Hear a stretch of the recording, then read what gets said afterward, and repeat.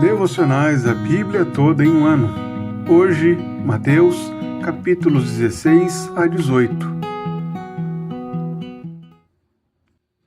Nos capítulos 16 a 18 de Mateus, encontramos um ponto de virada na jornada de Jesus e dos seus discípulos.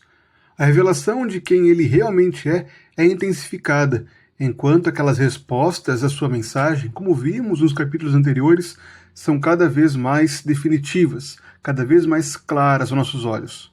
Isso é evidenciado pelo início de Mateus 16.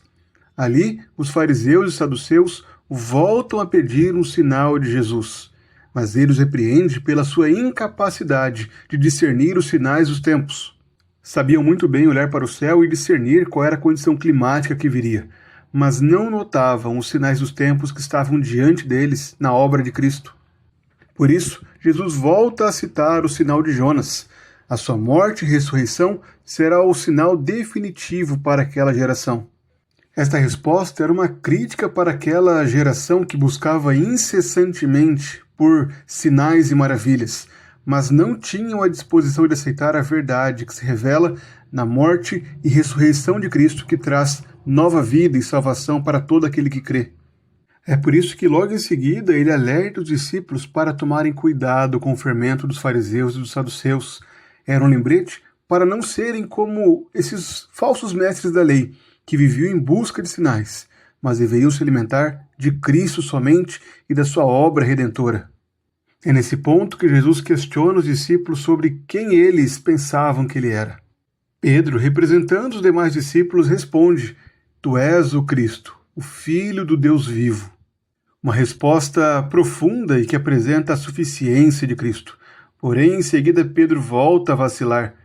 Após Cristo anunciar aquilo que lhe aconteceria, a sua morte, Pedro o repreende dizendo: "Que Deus não permita isso, Senhor. Isso de modo nenhum irá lhe acontecer." Jesus então é duro com Pedro. "Saia da minha frente, Satanás." Jesus então relembra os discípulos de que para segui-lo era necessário tomar a sua cruz. Assim como ele sofreria o juízo para nos salvar, o discípulo de Cristo também deve estar disposto a sofrer por ele. Em Mateus 17, a transfiguração de Jesus no monte mostra a sua glória. Ele revela toda a sua glória ao estar reunido com Moisés e Elias, que aparecem representando a lei e os profetas. E uma voz do céu declara: "Este é o meu filho amado, a ele ouvi." E isto foi testemunhado apenas por Pedro, Tiago e João. Ali eles viram uma antecipação do glorioso retorno de Cristo, mas também foram lembrados de que o caminho para a glória passaria pela humilhação da cruz. Isso é relembrado por Jesus no versículo 22, quando ele declara que o Filho do Homem está para ser entregue nas mãos dos homens, e estes o matarão, mas ao terceiro dia ressuscitará. Ao longo dos capítulos 17 e 18, há vários relatos de sinais maravilhosos que Cristo realizou. A cura do menino, por exemplo, mostra a necessidade da fé. Não puderam expulsar o demônio, pois a fé que eles possuíam era pequena. Diante das discussões orgulhosas dos discípulos, procurando saber quem era o maior do reino dos céus, Cristo declara que era necessário que eles se convertessem e se tornassem como crianças, e assim entrassem no reino dos céus. Jesus estava ensinando a humildade requerida no seu reino. O cuidado com o próximo no reino é ilustrado tanto pela palavra de Jesus acerca dos tropeços, como também pela história da ovelha desgarrada. Mas o cuidado também é demonstrado pela disciplina. O Senhor ensina como tratar o irmão que pecou. Mas assim como devemos cuidar um dos outros e também disciplinar os faltosos, também somos lembrados do dever de perdoarmos. Mateus revela a identidade de Cristo nessas passagens. Ele relembra que o ponto central da obra de Cristo não são os seus sinais e maravilhas, não são os sinais exteriores que ele deu, mas sim a sua redenção. Embora tenha realizado muitos sinais e maravilhas, essas curas, milagres, esses atos extraordinários de Jesus Cristo não eram centrais do seu ministério.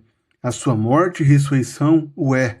É através da sua entrega, do seu sacrifício, que nós obtemos salvação.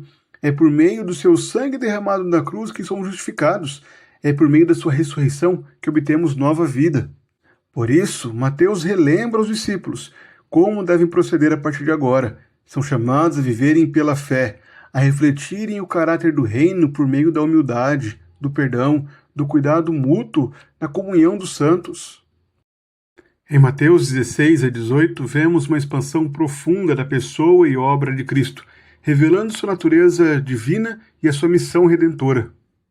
No capítulo 16, Pedro declara que Jesus é o Cristo, o Filho do Deus vivo, o que destaca sua identidade divina, enquanto Jesus, ao prever a sua morte e ressurreição, aponta para o seu papel como servo sofredor, como aquele que dá a sua vida a fim de salvar o seu povo.